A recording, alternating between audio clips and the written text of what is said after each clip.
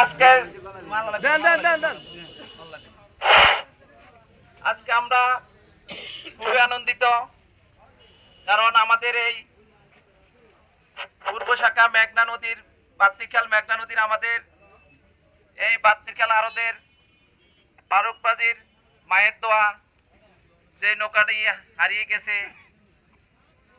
ইনশাল্লাহ আল্লাহর রহমতে ভারতে ওদেরকে আটক করে ওদেরকে জেলখানা দিয়ে দেওয়া হয়েছে। আমাদের প্রিয় নেতা তাৎক্ষণিক জানা অবস্থা তাদের খোঁজ খবর নিয়েছেন, কারণ খোঁজ খবর নেওয়ার পর যখন এখানে খবর পাওয়া গেছে তারা জেলে আছেন, তাৎক্ষণিক অবস্থা আমি সহ সোহেল পাড়ারি সহ আমরা নেতার কাছে গিয়েছিলাম।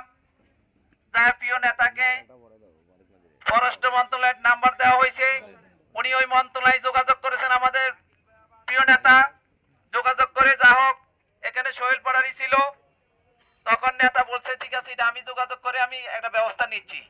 যা হোক এখানে আমাদের এখানে মনে হয় দীপক ভাই ছেলে নাকি, দীপক ভাই ছেলে সুমন শুভ, উনি ওইখানে সুন্দর আমাদের দেশের ছেলে হয়তো আমাদের লোকের জন্য কাজ করেছে, তাই না? ওনার শুভ এখানে জানা ছিল, ওনার ওইখানে থাকা আলহামদুলিল্লাহ ওদেরকে ওইখান থেকে বের করা হয়েছে। আমরা আজকে আমাদের এই 13 জন জেলে আমরা আমাদের মায়ের কোলে আমরা ফিরে পেয়েছি, এই জন্য তো আমরা আল্লাহর কাছে হাজার হাজার শুকর আদায় করতে পারি নাকি?